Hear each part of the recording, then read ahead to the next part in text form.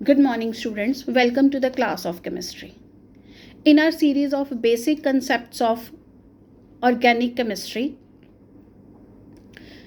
in today's video, I want to ask you why already formed compounds or bonds need to break them and form new bonds. Can you answer this? Now let's start. In my previous videos, I had already explained you about the electronegative character and polarization. In both concepts, there is the formation of dipole. क्योंकि चाहे जो electronegative element है वो shared pair को अपनी तरफ लेके जा रहा है, लेकिन वो पार्शियल नेगेटिव और पार्शियल पॉजिटिव चार्ज भी तो गेन कर रहे हैं ना दोनों एलिमेंट्स। और पोलराइजेशन में भी क्या था कि अगर इलेक्ट्रिक फील्ड की इफेक्ट में आ रहे हैं तो वहां पे डाइपोल मोमेंट जो है वो कुछ देर के लिए इंड्यूस हो जाता है। अब दोनों ही कंडीशंस में क्या हुआ, जो एलिमेंट इलेक्ट्रोनेगेटिव था उसने क्या किया, दूसरे का एलिमेंट इलेक्ट्रॉन अपने पास ले गया, जिसके कारण उसके ऊपर पार्शियल नेगेटिव आया, और जिसका लेके गया उस पर पार्शियल पॉजिटिव। मतलब इसके पास एक्स्ट्रा इलेक्ट्रॉन हो गया, इसके पास इलेक्ट्रॉन कम हो गया। दोनों ही अपने आप में अनस्टेबल स्टेट में आ गए। अब जब दोनों अनस्टेबल स्टेट में आए तो दोनों ने क्या ट्राई करना है, अपने आप को स्टेबल करने की कोशिश करनी है। और वो कोशिश कैसे करेंगे, वो कोशिश करेंगे न्यू बॉन्ड्स को फॉर्म करके, ताकि वो एक्स्ट्रा स्टेबलाइज हो सके।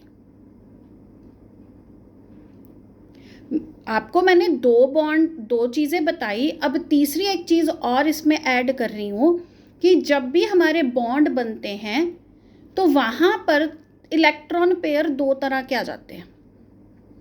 एक आते हैं लोन पेयर और एक आते हैं बॉन्ड पेयर। लोन पेयर तो बॉन्ड फॉर्मेशन में पार्टिसिपेट ही नहीं करते, बल्कि वो तो इनकमिंग इलेक्ट्रॉन के लिए भी रिपल्शन क्रिएट करते हैं। क्लियर? दो तरह के जब हमारे पास बॉन्ड पेयर और लोन पेयर आए तो वहां पर भी रिपल्शंस आती हैं, तीन तरह की। वहीं से हम उसको एक्सप्लेन करना स्टार्ट करते हैं। तो अभी हमने क्या पढ़ा कि एक तो इलेक्ट्रोनेगेटिव करेक्टर, उसके कारण स्टेबिलिटी अनस्टेबिलिटी आती है। दूसरा पोलराइजेशन के कारण बॉन्ड अपने आप को अनस्टेबल कर लेते हैं और नए बॉन्ड्स को फॉर्म करने के लिए एलिमेंट्स ट्राई करते हैं। उसके अलावा भी यहाँ पे जो हमारे इलेक्ट्रॉन पेयर हैं वो दो तरह के होते हैं। एक बनते हैं बॉन्ड पेयर, जो इलेक्ट्रॉन पेयर आपस में बॉन्ड बनाते हैं, और एक बनाते हैं लोन पेयर। अब ये लोन पेयर क्या करते हैं, लोन पेयर तो वही हैं जो उनके जो इलेक्ट्रॉन्स जो हैं वो बॉन्ड फॉर्मेशन में पार्टिसिपेट नहीं करते, लेकिन इन्हीं पेयर्स के कारण वहां पे रिपल्शंस भी आती हैं।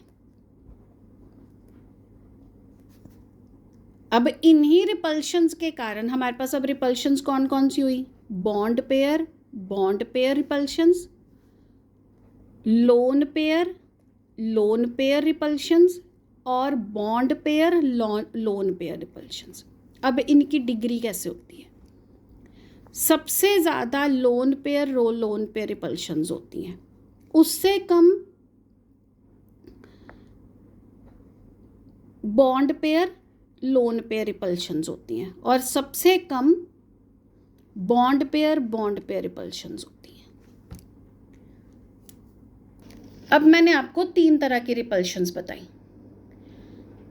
Loan pair repulsions, lone pair repulsions, और बॉन्ड पेयर रिपल्शंस।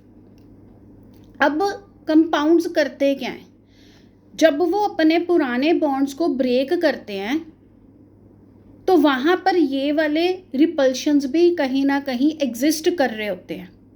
कहीं में ऑल थ्री एग्जिस्ट करते हैं, कईयों में कोई 2 टाइप के होते हैं, क्लियर, किसी में एक ही तरह के होते हैं। जैसे किसी में सिर्फ बॉन्ड पेयर रिपल्शंस ही हो सकती हैं, किसी में lone pair bond pair repulsions भी हो सकती है, और किसी में lone pair bond pair, 2 lone pair हो गए तो वहाँ पे लोन पेयर रिपल्शंस भी होगी, lone pair bond pair repulsions भी होगी।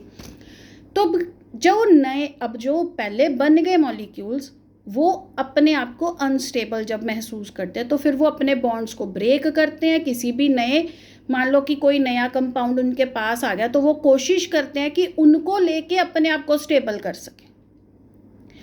ये जो हमारी lone pair bond pair repulsions आती हैं, ये डिसाइड करती हैं जब वो नए कंपाउंड बनाते हैं कि उनका स्ट्रक्चर भी कैसा होगा, क्योंकि रिपल्शंस होंगी तो वहाँ पे बॉन्ड एंगल चेंज होगा, वहाँ पे बॉन्ड लेंथ भी चेंज होगी, क्योंकि अल्टीमेटली केमिकल बॉन्ड ने अपने आप को ट्राई करना है स्टेबल करने के लिए, ताकि वो मिनिमम एनर्जी स्टेट में हो और मैक्सिमम स्टेबिलिटी में हो। तो इन्हीं चीज़ों को ओवरकम करने के लिए, इन्हीं चीज़ों के इफ़ेक्ट को कम करने के लिए नए बॉन्ड्स की फॉर्मेशन होती है। क्लियर? अब जो ये बॉन्ड ब्रेक हो रहा है, जो पुराने बॉन्ड टूट रहे हैं, यानी बॉन्ड फिजन जिसको बोल रहे हैं, break down of bonds, bond fission, ये 2 तरह की होती है। एक होती है होमोलिटिक और एक होती है हिट्रोलिटिक। इसको एक्सप्लेन करते हैं। अब करते हैं हम लोग types of bond fission. What is bond fission? Fission means breakdown. ये हमारे ब्रेकडाउन जो है वो ऑलमोस्ट 2 तरह की होती है। एक होती है होमोलिटिक और एक होती है हिट्रोलिटिक। लिटिक का मतलब भी ब्रेकडाउन ही होता है। होमो का मतलब होता है सेम और हिट्रो का मतलब होता है डिफरेंट। अब सबसे पहले हम होमोलिटिक करते हैं। होमोलिटिक में हम एक एग्जाम्पल ले रहे हैं कि एक ए और बी के बीच में बना हुआ बॉन्ड है। जैसे ही इसकी बॉन्ड फ्यूजन हुई, ए अपना इलेक्ट्रॉन लेके चला गया और बी अपना इलेक्ट्रॉन लेके चला गया, और उसने क्या बना दिए? फ्री रेडिकल्स बना दिए, जो कि अब रेडी हैं नए बॉन्ड बनाने के लिए। इसकी हम एग्जाम्पल ले लेते हैं क्लोरीन मॉलिक्यूल की। अब यहाँ पर भी हमारे पास बॉन्ड में इलेक्ट्रॉन ही शेयर हुआ है, यानी कोवलेंट बॉन्ड है। तो जब यहाँ पे बॉन्ड फ्यूजन हुआ तो क्लोरीन दोनों अपना अपना इलेक्ट्रॉन लेके अलग हो गए और उसने क्या बना लिए? अपने फ्री रेडिकल्स बना लिए। क्लियर? ये हो गई हमारे पास होमोलिटिक फ्यूजन। नेक्स्ट आती है हिट्रोलिटिक। अब हिट्रोलिटिक फ्यूजन में क्या हुआ कि जो बॉन्ड ए और बी के बीच में बना था, क्या हुआ? बी जो है वो ए का भी इलेक्ट्रॉन लेके चला गया, यानी कि यहाँ पे क्या बने? आयंस बने। क्या बने? यहाँ पे आयंस बने। 2 तरह के आयंस बने, कैटायंस बने और एनायंस बने। क्लियर? इसमें एग्जाम्पल हम लेते हैं जैसे HCl की। क्लोरीन क्योंकि इलेक्ट्रोनेगेटिव एलिमेंट है, वो हाइड्रोजन का भी इलेक्ट्रॉन लेके चला गया, तो क्लोरीन पे नेगेटिव चार्ज आ गया और हाइड्रोजन पे पॉजिटिव चार्ज आ गया। तो जब ये बॉन्ड फ्यूजन हुआ, अब दोनों कंडीशंस में जो हमारे फ्री रेडिकल्स बने, चाहे वो आयंस बने, वो क्या हो गए? अनस्टेबल स्टेट में आ गए। अब उन्होंने क्या करना है? अगर कोई नया कंपाउंड उनके पास आ रहा है, अगर उनके पास उससे ज़्यादा सूटेबल एलिमेंट आ जाए, मान लो जैसे क्लोरीन है, हाइड्रोजन से अलग हुआ, अगर मान लो वहाँ पे सोडियम एटम आ जाए तो क्लोरीन ने फटाफट से सोडियम पे जाना है, क्योंकि सोडियम जो है वो मोस्ट इलेक्ट्रोपॉजिटिव है और जो हमारा क्लोरीन है वो इलेक्ट्रोनेगेटिव है। तो उसने आपस में बॉन्ड बना के अपने आप को स्टेबल करके न्यूट्रलाइज कर लेना है।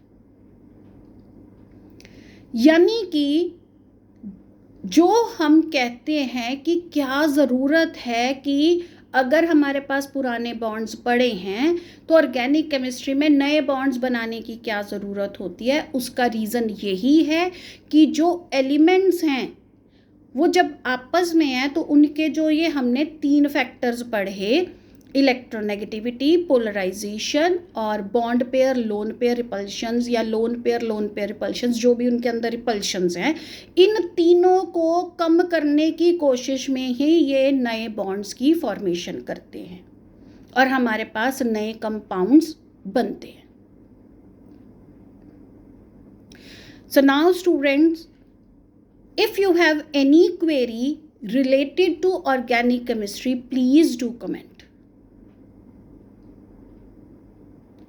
In our next class, we will discuss about why we need different types of catalyst in different kind of reactions. मतलब कि अगर हमें रिडक्शन करनी है तो हम उसमें प्लेटिनम, निकल, पैलेडियम इस तरह के एलिमेंट्स यूज़ करते हैं। आपने देखा होगा कि कितनी सारी डिफरेंट केमिकल रिएक्शंस हैं, उनमें डिफरेंट काइंड्स ऑफ कैटलिस्ट के ही यूज़ क्यों नहीं होता है, एक ही तरह का कैटलिस्ट क्यों है? तो find its answer, please do comment and also watch my next video to find your answer. Thank you.